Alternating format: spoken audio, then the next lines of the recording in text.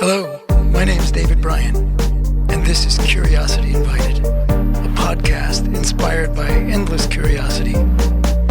Tune in for an open-minded conversation about interesting and important things. Welcome, everybody. Welcome to Curiosity Invited. My name is David Bryan, and today I have the absolute pleasure of speaking with a former student of mine who is no longer, well, he's always a student because we all, but Erin Whalen, who was a student at the school I co-founded and was head of for years, New Road School, and is now you are let me get this right, you're the executive director of Da Vinci Schools. Da Vinci Rise. Yeah, Da Vinci Rise. Yep. Okay, so, and is that more than one school, or is that Da Vinci Yeah, Rise? so it's one LEA, so one local educational agency. So it's technically one school, but we have 3 campuses across the county. And then Da Vinci Schools is a larger charter school network housed out of the Wiseburn School District. But Rise is specific and unique, and we are under the County Office of Education. So you are a charter? We are a charter. Okay, and so could you? Well, first, let me ask you. You know, when did this? It's more than an urge. It has to be to do your job. So when did this passion emerge for education? Not your own, but for doing something about education in your community, in the community. Ooh, Were you born with this? Did you grow up thinking, not. I want to be a teacher when I grow up? And they're like, what? Absolutely not. No, I wanted to be a performer growing up. I wanted to be a dancer and artist. But I think so. Ooh, that's a great question. So I would say originally, when kind of coming to education, it came with a lot of anxiety and also a lot of joy in some interesting ways.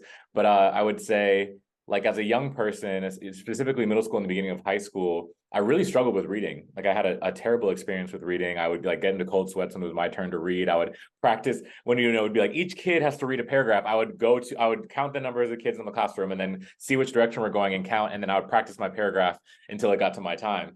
And so, and then the teacher would switch and give switch it up. Yeah. One kid 2 paragraphs. It was like, oh no.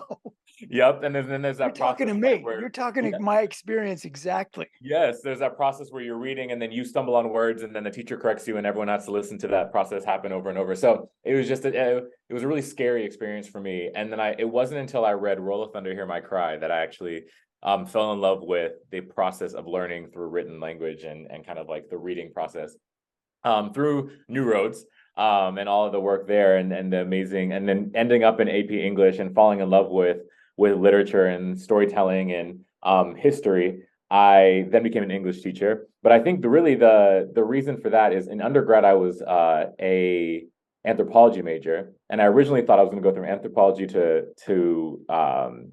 being like a lawyer, to law, and realized that was not my path. And that was not what made me excited. I wanted to be closer to the communities I would be serving. So Teach for America quickly recruited at the school that I was attending at Grinnell College in Iowa, actually. I was a posse scholar there.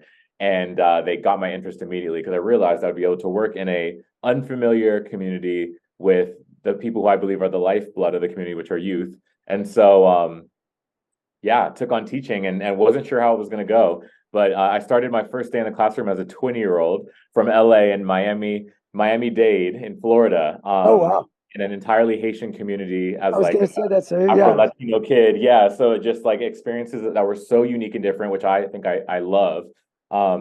And then once I stepped in the classroom for the first time and saw the power you can have with working alongside like the youth of a community and what you could do for the future, I never looked back. And I think it brought a lot of circles together, right? Like I knew what it was like to be a New Road student and the power of like people investing and loving you through your story, through your learning, but to do it as an active educator was a really like beautiful process and also healing from some of the fears that I had early on in the game, like I shared with learning. So you were not an eager elementary school, middle school student? No, I knew it well. I mean, Well, you were eager. an eager student, but it wasn't all roses and daisies. I was always an overachiever. And so I'd always do my homework and I'd do extra credit and do everything I possibly could. But when it came, and you probably wouldn't know how nervous I was in class. A lot of my teachers used to, the biggest thing I used to get in trouble for was talking a lot, like to people around me and wanting to like have conversations. So I wasn't necessarily quiet, and I definitely wasn't apathetic. I was very like engaged and wanted to do well. But I think that most of my fears were under the surface. So like Mhm. you wouldn't be able to see how scared I was to read, but it would keep me away from books in general on my own time. And did the urge to work with people who are frequently the least fortunate in a community come from the experience in various communities, or did you grow up with it? Where did that come Yeah, from? that's a great question. There's a lot of layers to that, so buckle up on that one. So Hey, cool. I would say in the beginning stages, my family structure is really that of like a ton of different experiences. So my mom side is from Gomez Palacio, Mexico, but my grandmother was white passing, and then my grandfather was Native American. And so like very dark skin. They had very different lived experiences. So I grew up with that understanding in the household. And then on my dad's side, we're from Louisiana. He was born on a plantation. And so that left our family in a very interesting place. My grandmother bought property when she moved from Mexico in her teens in Santa Monica, not knowing the epicenter of like tourism and wealth that Santa Monica would one day become. And so our family's been there for over 100 years. So that led to a very sheltered and privileged experience for like me as a kid growing up, because I was the only immediate like family that lived in that home and was there with my grandmother and my parents and my aunt. But then I had family that throughout LA lived in places. In LA, we call it the jungles, which is like Culver Sure. City, east of Culver City. Areas Yeah. in like South LA, and so they experienced completely different connections, specifically with like state-funded entities like schools. Or Did you know that you were at least financially privileged growing up, or I did don't know that if my just parents would even call it financially privileged. I think we were more like situationally privileged. Like uh I could walk out and be a young, brown, black kid and be safe. I was in a place where like I had all the access of like safety and security, and then got to go to amazing schools because my mom knew about the amazing schools that were offered, and she knew about, finding opportunities for financial aid. She also knew about volunteering at the school so that you were, a true asset, and that they would always believe that you and your child should be there. So all the things I really attribute to her. But I think hmm. when I say that, the reason, because that question was so great, is I've always grown up in a place of like polarity where it was like, okay, I'm experiencing this, but then my cousins from other parts of LA would come and live with us during the summers. And like that would mean that we were doing like our summer homework together. And I would see literally the differences in like what I was, uh my schools, and what they were doing. And right. also the ways that I was affirmed in my schools for asking questions, thinking critically, pushing on the mark, but then the things that they were punished for as Black women for doing the same thing, right? uh So yeah, right. and just like we're being raised to be completely different occupancies in society, right? Yeah. Like literally, I'm being told to be like an entrepreneur, a critical thinker, a change maker, and they're being told to be complacent, compliant, and a worker amongst Hmm. beasts, right? And so I think that I started questioning it then, like Yeah. Can I what stop you for just a moment and say the blur that you have on, the background blur, is distracting, and I think it's going to be distracting in the final cut. yeah, Is I there can take something on the wall you wish wasn't there? no, I can No. take Okay. no. Everyone belongs. Everyone's different, and everyone belongs. There it is. How doesn't get much better than that. So that I would say is like my personal why.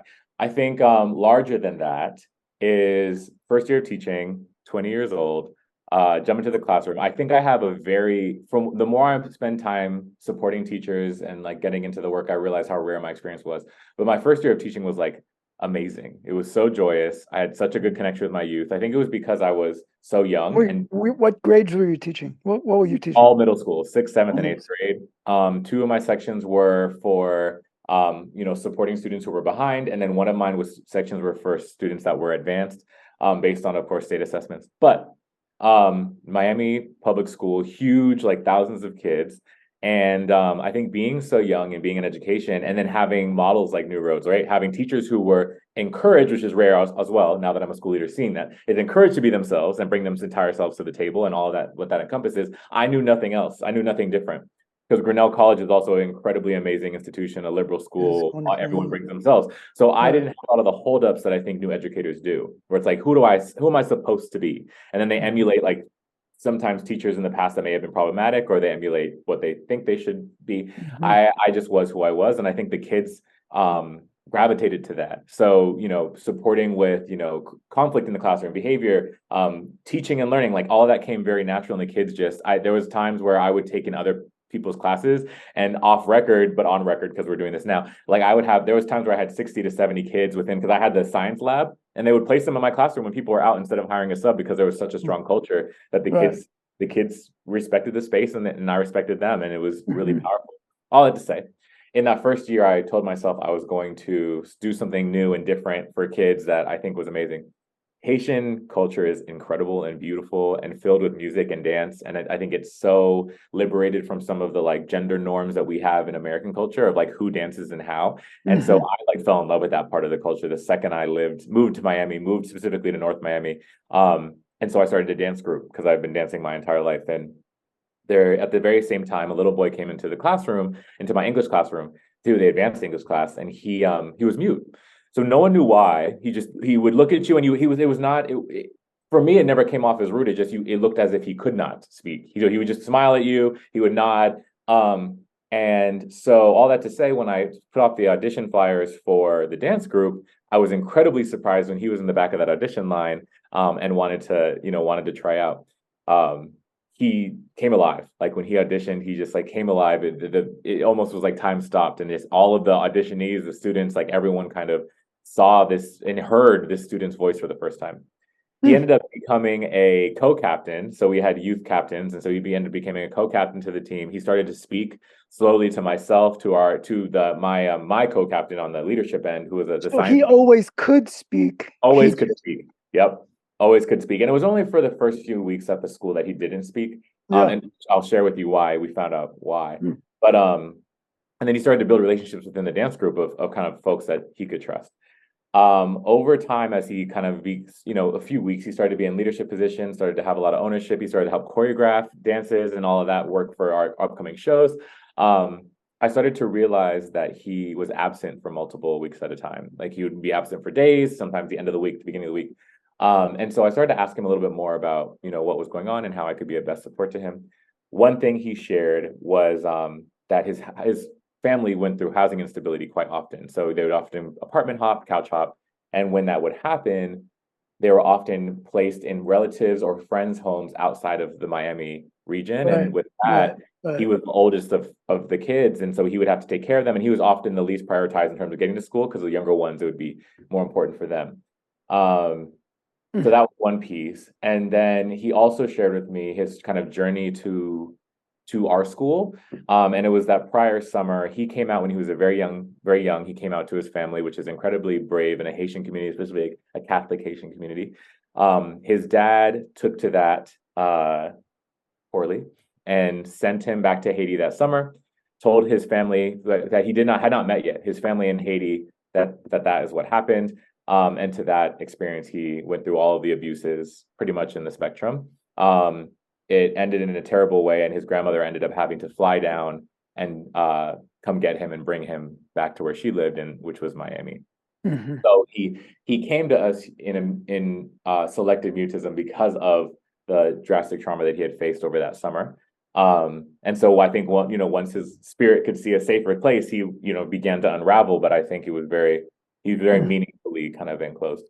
All that to say, as a 20-year-old, like a youth, a young person, I didn't even think about like all the legalities of what it means to like jump into a kid's life. So when dropping him off, which I did often from rehearsal, I went into I knocked at his door, and I spoke to his mom. I had spoken to her on the phone many times. There was a language barrier. She spoke Creole. So I had just started to learn little bits of Creole to be able to communicate. But I asked her, I was like, so Kari, share a little bit about, the challenges that y'all have faced. I would be honored to support him financially, to pay for, meals, and make sure he's an amazing attribution to our dance team and our English class.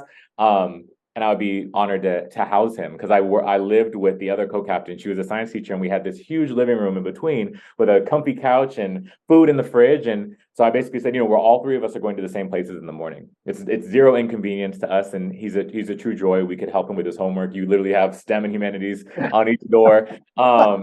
So, to my surprise, because I honestly, the more I think about it now, I'm like, that could have gone left, it could have gone right. It could have gone so It could badly. have gone so left, right? Like any Yeah, school like leader knows how bad that could have gone. yeah. I didn't think about it at the time. Good for And you. she with like tears in her eyes was like, thank you. This is a blessing. And I thank you for investing in my child. Thank you for wanting to provide stability for him in a time when our family's struggling so much. And so I'm never more grateful for a person than because I now as a parent, which I'll explain later, but like I see it like how much that probably took to say yes. So over the 5 years that I was in Miami, he So became you were in the program for 5 years. You were in Teach so for it's technically Teach for America is 2 years, only but I two, just right? Yeah, the you whole said. goal is that people keep teaching. So I kept Got it. teaching. And yeah, so he became a huge part of my family. My parents would fly down, 2 to 3 times a year, and I would go home. But more importantly, they would come to Miami. So my dad taught him how to swim. My mom and him always talk about how she was his first therapist, and so like they became just as much family as I was with him.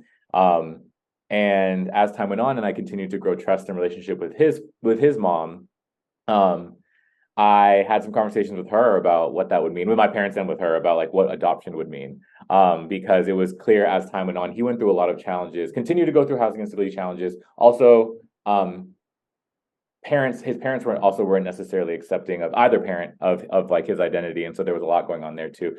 So continue to kind of keep the conversation open. I would say, from any bystander, I served as parent during that time. He really lived with me most of the time, but also really worked in tandem with his mom and really wanted to support there. But yeah, so long story short, he did amazing things, did beautiful things. Towards his junior year of high school, I was getting placed on principalship pathways, right? So it was like, okay, like let's look into dean, let's look into your credential. And I knew from what I had seen in Miami, it wasn't a place where I would want to be a school leader. I think there's so much beauty and value in being able to be consistent for many years as you were, and like that level of just commitment to a community, I think is so beautiful and so important. It's something that I wanted to emulate that I had been able to experience in your leadership. Hmm. But my experience in Miami was that they move, especially in the public school system, they would move the principals based on area of need. So it'd be like, oh, David Bryan's doing an amazing thing with new roads, but there's a school over here Let's that's move them over struggling, there. move him, and he's going to solve it, right? And it's going to be this like turnaround mentality. And I thought that was so problematic because I had 4 principals during my time there. And so what would happen is there was this like internalized anger from the teachers. Many of the teachers that I got the chance to learn how to teach with had been there for like 10 or more years, which is like such a rarity in the system. So there were teachers that had been there literally since they were in their 30s and now they're in their 60s and they just like have committed and they've graduated entire families. But then they get a new principal every 2 years, right? And I'm just like, that's so problematic. So I knew that I didn't want to do it in Miami-Dade, though I And new valued. principal and either new approach from the principal or Yes. new school policies that come down that whether the principal wants to or not feels obliged to implement. And it is frequently, sadly, an uncomfortable and unfortunate situation. So Yes, yes, exactly. And I think it is. And I think what I saw happen authentically is like there's a level of like, I don't want to call it guerrilla warfare, but that's how it kind of felt. Like where like the teachers shut their doors and do their own thing because there's so much transition outside of the doors, sure. right? And I Yeah. think many of the amazing educators at North Miami that taught me some of my best lessons in the classroom were those teachers. They were like, there's going to be a new principal next year. Like, close the door. This is how we support with this. Like, do not send your kids anywhere when they're misbehaving, quote unquote. Like, this is how we handle it in a restorative way. Like, I learned some of the biggest things that I think that like make me who I am That's today great. because they're like closed door, no nonsense. Like, we're not going to do what this new leader. That sounds like a really lucky placement for a young teacher Oh, such a lucky. just Yes, happen up into a place like that. That's great. so lucky. Yeah. But all that to say, I ended up moving back to LA to teach for his senior year and some of his junior year. But I told him, and I talked to his And mom he first. moved with you. So, wait, were you He did not at the was time. No, he had to he did finish high not. school. he had to finish high school. And at that point, he had started his own GSA. He had like truly found his bearings, just like such an outstanding person and amazing leader in his school. But it was hard. I mean, during my year and a half that I was back in LA, he was placed into a shelter at one point. So I was continuing to like send, financial support, but that's nothing, nothing changes that experience. But what I told him and his mom is that, when he graduates, like we're going to get him into a school, and dance was a passion. So we're going to get him to a school for dance. LA has American Music and Dramatic Academy. It would be a dream for him to do that. So, we ended up, I supported him with his audition tapes and interview and all of that, and he ended up getting in. So our signing day was actually his graduation day. And so me and my family flew down to Miami to sit alongside him and his family, shoulder to shoulder. We all cried and watched our little boy graduate. And then we went to dinner and, had some festivities. And then me, my mom, my dad, my aunt, and Sakard all flew back to LA. Where he started his first day in the following week. Yeah, at American Music and Dramatic Academy. But yeah, he graduated. He's doing amazing things. He just had an Abercrombie campaign come out last week where he's like talking about pride and the power of like being who you are and like sharing his experience. He was just featured on a podcast a month ago. Is he in Los Angeles? He's in Los Angeles. Yeah, he lives in LA. He lives in LA. He's successful. So I think for me, I co-founded Rise with Kari Croft. Yeah. So tell me that. Tell me that story. Yeah. And if it helps along the way to try to. So Rise is a member of Da Vinci School, and Da Vinci is one of the, what do they call, XQ schools or no? No, I can yeah, let me decipher all of that. So sort that out for us. Yes. So Da Vinci Schools is a charter network, really designed. It's a charter network with how many? You say one school, but several campuses, yeah? No, that's Rise. So Da Vinci, yeah, that's right. So Da Vinci Schools is like a charter CMO, like a charter office. A management school. They have several different schools. So they have specific like schools focused on different career paths. So they have Da Vinci Science, Da Vinci Communications, Da Vinci Design, they have Da Vinci Extension, which is like a college and career program. Da Vinci Connect, which is a homeschool hybrid. So they just have a lot of like amazing different options for families in the South Bay region. Kari Croft, who is Rise's founder and Rise's kind of co-founder with me, but she connected with Matt Wonder, who is the superintendent of Da Vinci Schools. Of Da Vinci. And so Kari and I worked together through Teach for America to train teachers. And so she was often like a school leader, and I would be like one of the coaches that would train the teachers. And we had a lot of conversations about students like Sakard. She worked in East LA, so a lot of students that she was serving that she felt like the school system was actually working against, not for. And so, really a lot of the things that I did for Sakard, I was told actively not to do, right? But it would have led to different outcomes, right? Like don't give gifts or pay for things because it's favoritism. Like when students are missing school, like get on them about attendance, don't support them and ask why. Like, so all that to say, that's how we were connected is Karen Croft and I worked for Teach for America together. She was connected to Matt Wonder, who's the superintendent of Da Vinci Schools. And so Da Vinci Schools is again, kind of charter network of schools designed for project-based learning, career exposure, like college and career exposure and readiness, and mastery-based grading, all about like growth mindset and not just you're an A student, it's not, or you're an F student, it's the learning process.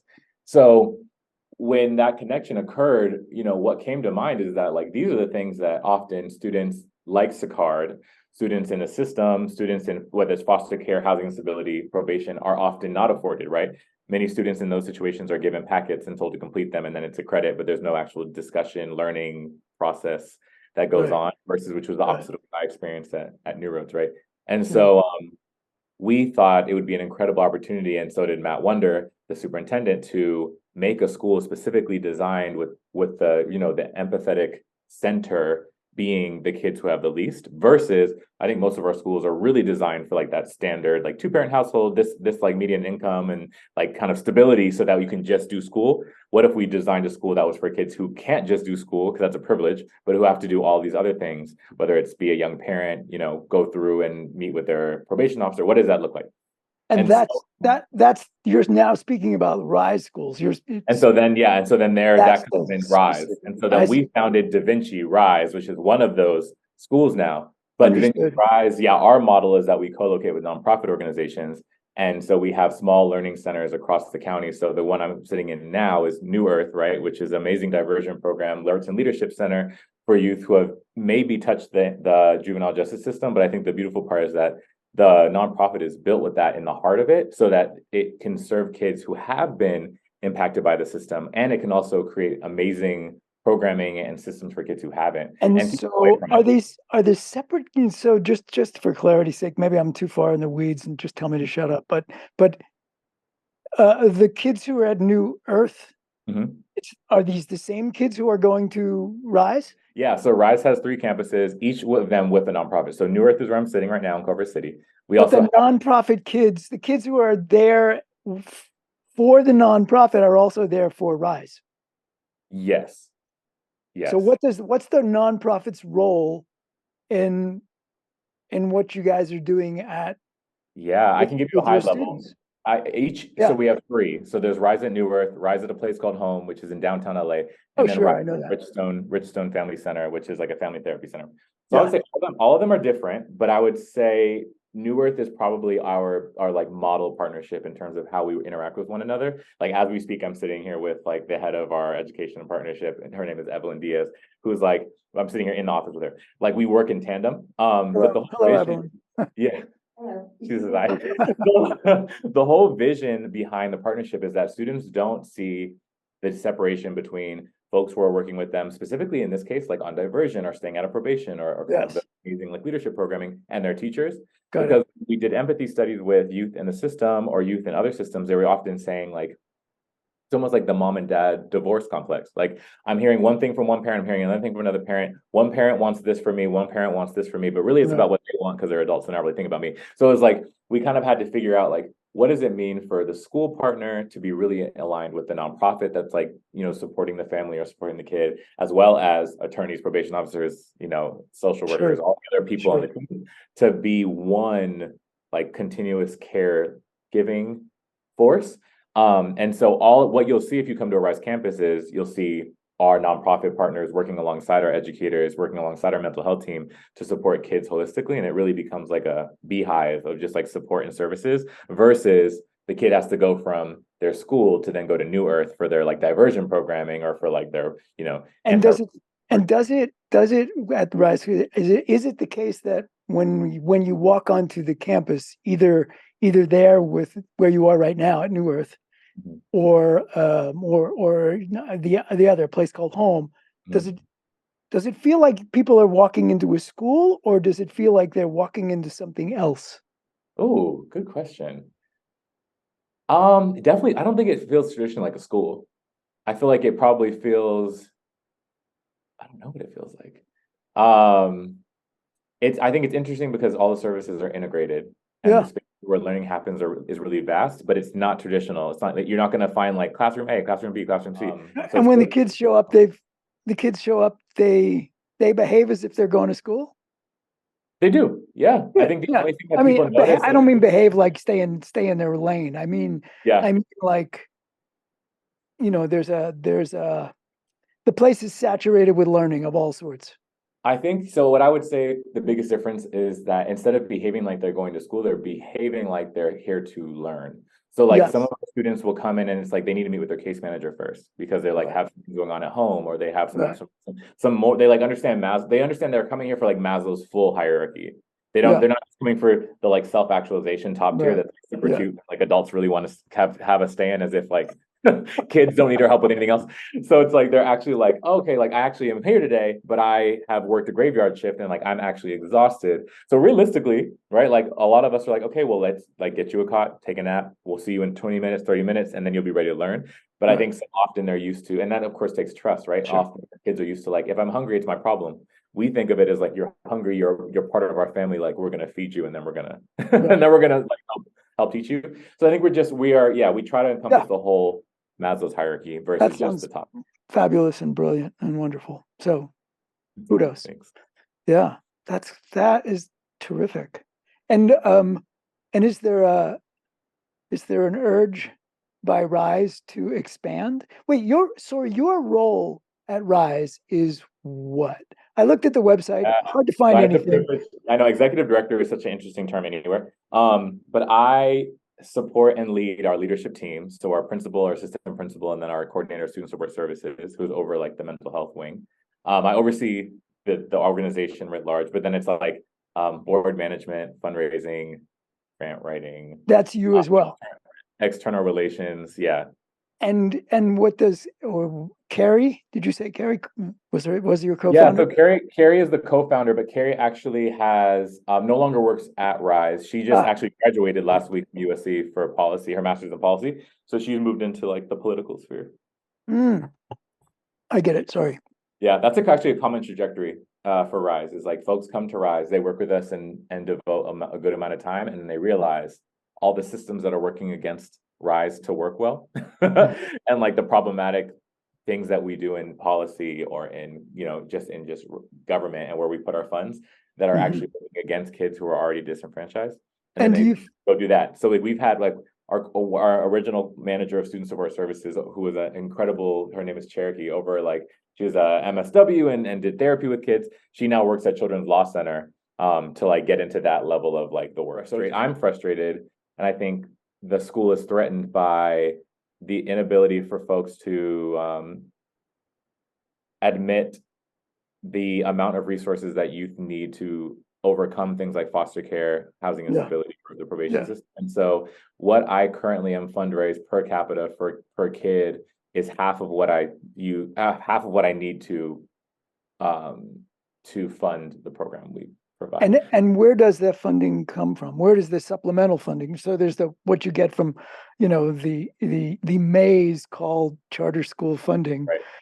and then you supplement it with a big chunk, clearly. With a ton of grants. Yeah, a ton of grants, grant writing. We're a community school now from California, so that provides some additional funding. But it's literally like we're unable to see more than like 2 years out because we're just consistently fundraising for the services that we provide. And I think what has started to grab some traction is assembly members, state appointed officials coming into Rise and being like, this needs to happen everywhere. And then I show them like the fundraising and like all the fundraising I do to provide the social worker, case manager, therapist, psychologist that they fell in love with and saw the services they provide. Yes. And then they realize like the funding formula is broken for schools, right? Because if we could just have one counselor for all of our kids, then we wouldn't be serving the kids that we're talking about, right? We'd be serving the kids who don't need a counselor. So then you get like 12% that do. That's the toughest part of my work is the fundraising is trying to get that, continuing that with enough fidelity. And then right now, just the political piece, getting the assembly members what they need to like delegate budgets to us for the services.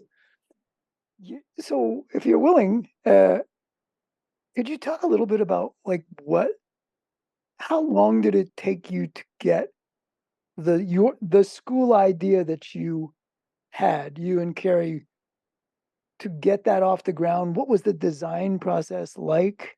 And how'd you arrive at well, maybe you think of it as a model. Is it a model that could be theoretically replicated, whatever that means? Yeah, so Kari and I were so young, and I would say Kari really started to concretize the vision when she was at Harvard. And so she started, one of, often in school leader masters, departments, they have you do a petition. And so Kari really used the ideas that she had been thinking about, that me and her had been collaborating on, around a school that could be designed for kids who are often written out of that narrative, right? The larger educational narrative, which are the homeless foster probation population. Sure. And so she came out of that work at Harvard with her master's with that kind of drafted. So then we basically heard about XQ Super Schools competition, which was Laurene Powell Jobs and Russlynn Ali worked under the Obama administration education. These two powerhouse women created the biggest all-call in history to rethink education. And their whole pitch is like, we have seen so much change in the last 100 years, but we haven't seen education change. Where kids, predominantly are still sitting in rows or reading from textbooks. They're trying to do like rote memorization, even though we have smartphones in our pockets that can do the same thing. So they basically were doing this amazing political stance to like change the way we're thinking about it and have people begin to submit petitions. And I thought it was beautiful because they actually said like, you don't need to be in education at all to submit. Like any dreamer who has an idea, because we've all been through school in some sense, like has an idea of how it can be better, submit. And they took through a whole design process. But The most important to Rise was the empathy interviews, because we brought youth in all those systems together around a table and asked them, like, what's working, what's not working. Let's talk about, and then from every system we talked about attendance. Let's talk about literal class time, seat time. Let's talk about projects. Let's talk about learning. Let's grades. And how And does that these were interviews, conversations with the kids of the population that you were seeking to serve. exactly, with them as like the centralized Right. vision builders, right? And so with that, we got to a lot of things. We got to, like, flexible scheduling is one of the most important things, because they don't have the privilege to just be like, I'm just a student now, and I can just, my 8 hours of the waking day are just going to be like focused on that, without getting any income, without getting any more stability, getting any closer to a hot meal. So we had to think about that. We also realized that the nonprofit partner piece came from, like, there's so many resources that I need to get to point A, which is like school, like the learning piece, like to sit down in this math class and be able to be ready to learn. I may not have been fed. I may be exhausted. I may have gone through trauma where I need to, like, actually be de-escalated in my mind because of the things that I've gone through before the night before. Right. So we realized, like, we're not the best people to do that. And Yeah. we're also not the first people to know that people need it. So why don't we go to nonprofit powerhouses across the county and partner with them so that they can do this work with the kids? And then most nonprofits are pretty vacant in the day, and they're they're more active when kids get out of school. So theoretically, right, a lot of the nonprofits that we saw in the county are like, their spaces are open. So it's perfect. Let's put a high school in the daytime, and then you can do your nonprofit work with the other communities in the evening. Yeah. Um, You know, and just footnote that New Roads originally opened up in the Boys and Girls Club of Santa Monica because it was empty during the day. Yep, exactly that. Yeah. Exactly that. Yeah. And then having a mental health team was super important to us in the community, because a lot of our kids, Mm-hmm. the people who have, for many of our, especially our foster youth, we might be connected to them via a social worker who's only worked with them for 3 months, right? That happens a lot, where it's like, I'm actually the oldest relationship that they have in their team, but I've only known them for a year, or I've only known them for, and so what would it mean for our kids to have the same therapist at Rise for the 4 years, and, like, have that historical knowledge that you would hope a therapist would be able to have on somebody? Um, and then we submitted this petition, this large, 1,000-page document, to the competition, and just kissed it and wished it well. And we ended up hearing back, and they brought a camera crew and all of the bells and whistles of a large nationwide competition, and they shared with Kari and I that we had gotten, and the founding team, that we had gotten the $10 million grant for the first 5 years to found. And so that took our vision from a dream. I was still working at another charter. I was still working at KIP, another charter network in LA at the time. I had to, like, speak to my school leader, quit my job. And we took off that next June with our first family of kids. It was 3 students, then we got to 12 in the next week, and then got to 40 the next week. But we started with our first group of students. One of the youth who was the original family we started with ended up joining us on staff and becoming, like, a youth advocate and leader in our community. And before moving to Vegas, now she's in Vegas living a happy life. But yeah, so that's the XQ connection. And XQ has really been more than a funder. I'm going to see them tomorrow in the Bay, but they've really invested and involved in, like, the progression of the school, and believe in Rise as a model for the nation. But really, I think about, like, best practices for doing the empathy interviews to start a school, less than, like, I love the way that you were interrogating that, right? Like, less than just like, this is going to work everywhere. That's not a thing. Right. But the right questions to ask that will get you Yeah. to a work where you are. Yeah. And not you, I know you've thought of this, but is there potentially more support from XQ or Financially, not? or Yeah, financially. I mean, because I think one of the things, not that it's, hey, I'm not telling you your life, but I think one of the challenges always is the challenge of finding the funds, and to have sort of inspired, insightful school leaders who have a feel for education and a feel for what's needed here, having to devote so much of their time, energy, effort into searching for dollars. It's it's not that it's terrible, but boy, better spent perhaps elsewhere. So Absolutely. yeah. Yeah. So XQ has already, especially in the challenges of the pandemic, we went through a lot of challenges. So we opened up our New Earth site that I'm at, right? We opened up that during a time that was hold harmless. So basically charter schools are not paid for increased enrollment. So we opened up a brand new site that we had already agreed to open up, that we wanted to open up, that we knew was important to open up during a time where we were no longer gifted additional funds for those students. So XQ, along with Balmer and other powerhouses, stepped in and got us through that, financially got us through that time. So they've already, and they consistently pour into our school leaders in our school. So I'm going to a neuroscience convention tomorrow to speak about trauma in the brain and learning. And so they just are always looking for opportunities to share the work we do, which is already going to bring in more funds. That's great. They're definitely a lifelong companion and friend. And can we talk a little bit about the sort of the education piece? So there's flexible learning. Flexible scheduling. Yep. And one size never fits all. We all know that. Except with really bad socks, baby. But and even then. But there are sort of baseline needs that educational needs that people sort of need to get to as they bump into the world. So how does RISE approach that? I mean, is it graduation standards, the same graduation quote standards and requirements? Is there an assumption that everybody's going off to college? And how that's probably too many things in one question, but you're a smart guy, you'll figure it out. But how do you guys think about success? What is a successful education? Yep. Yeah, we play in the sandbox that we're in. So we know the backtracking and the work we need to do to ensure that our students' experience is palatable. I think that my experience in Montessori schools and really amazing institutions like New Roads and different, we have the privilege, and the assumption is that the families have the privilege to be able to push the mark more than maybe students who have zero kind of institutional support or familial support or financial support. So we know that. But what we do is so in terms of, there's 3 really good questions in there, so I'm gonna try to remember them. But one, in terms of the learner's journey, we're competency-based. So what that means really in layman's terms is that we're all about skills. We're not about, I don't want anything that I can find here. I don't need my kids to memorize the things that they can find on their own, but I do need them to be able to take in the information and do everything they need to do with it. And a lot of that, I think the brilliance of that is being able to unsilo content areas.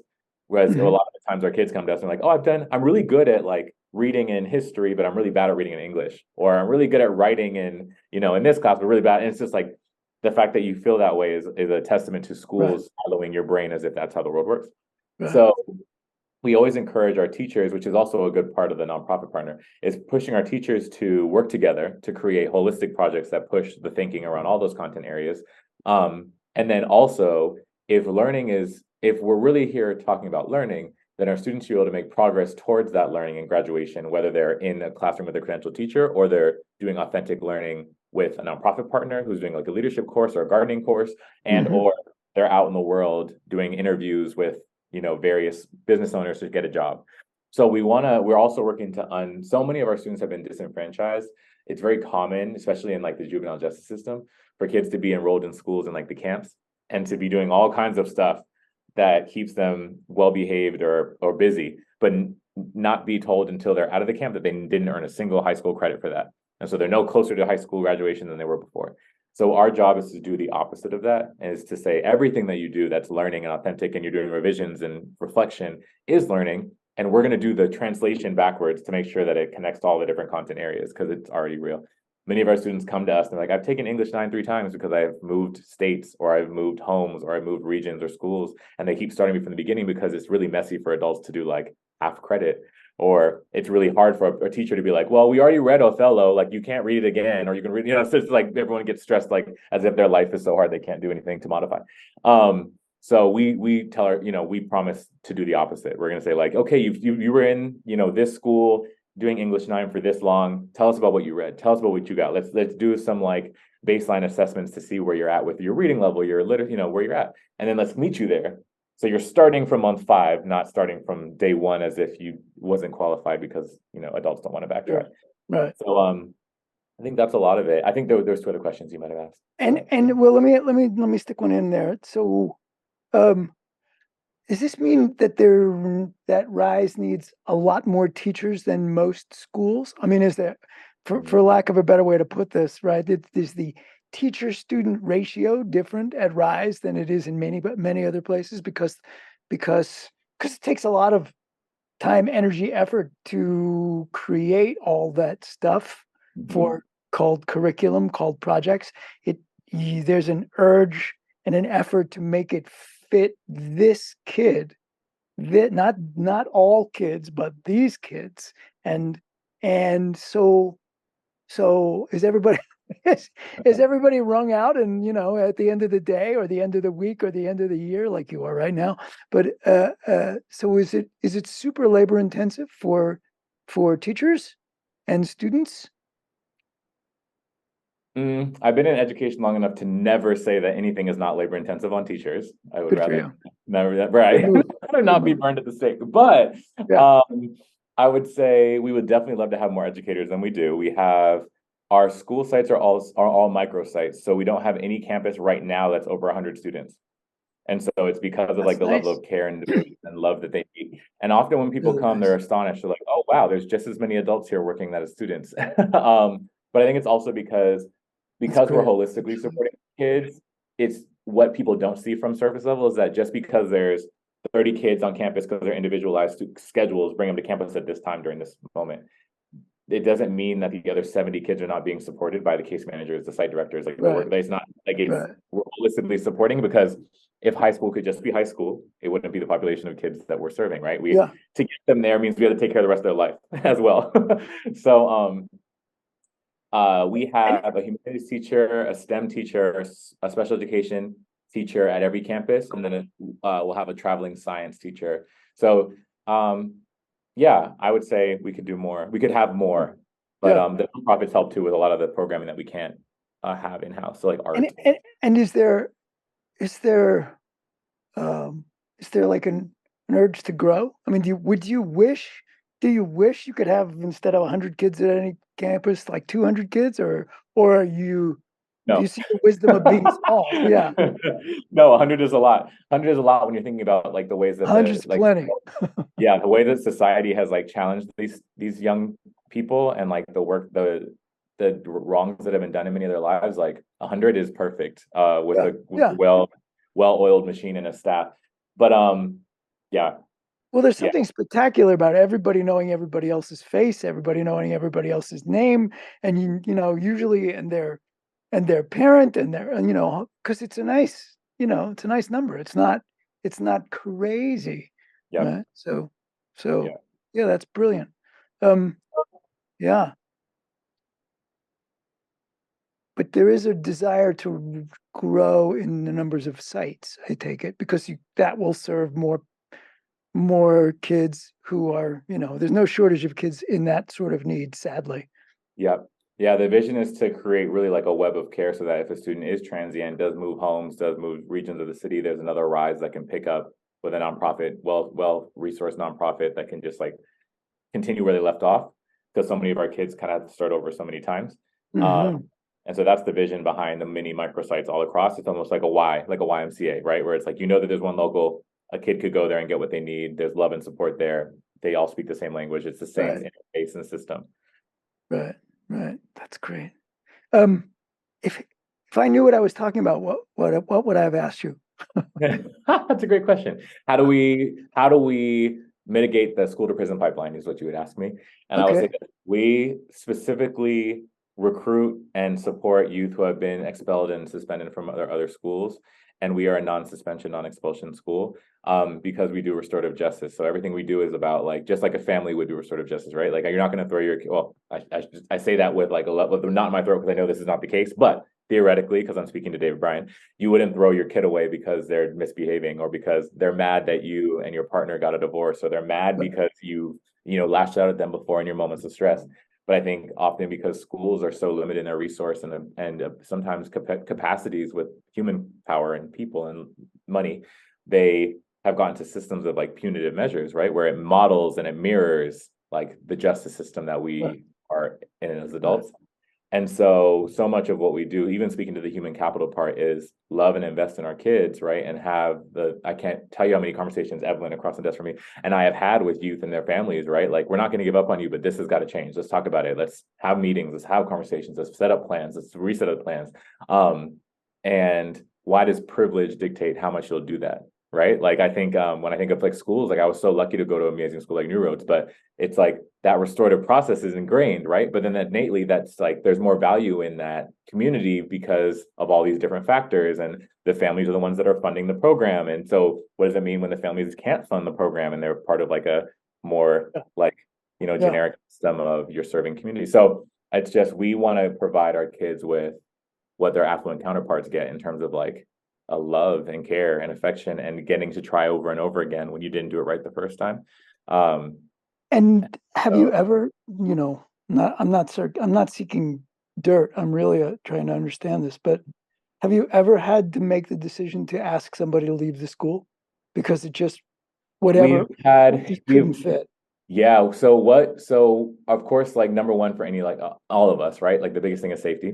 So we've had situations where a student he got in a conflict with like multiple students in a day, like a physical altercation with multiple Yeah. students at once, and gotten to like Yeah. that point of heightened extent intensity. It got to the point where we were supporting him. He had experience of like gang involvement, the probation, all of those things. But we were working with him at another campus, like separate from those students, and doing one-on-ones. But literally, like, teachers in our program were leaving campus, including me, leaving campus to support him for a few hours to do one-on-ones just with this one student, because we believe every single student matters. But it got to a position where that was unsustainable, and so we had to talk to his team. Like, do you think that he's in a place where he can go through the full restorative process? That's a lot of responsibility, like, to apologize, to go through the process, like. And they and him were like, he's not there yet, and so they found him another placement. And so that's Mhm. probably the closest we've had. Yeah. We do what we do often is move students across our 3 existing sites. So like, a And student has a huge challenge with like maybe one population of students in this area, we move them to like another campus. I have this question that I like to ask people, but that is, who do you admire? And you already told me who inspires you is your son, which It is is. delightful to. And what's your future?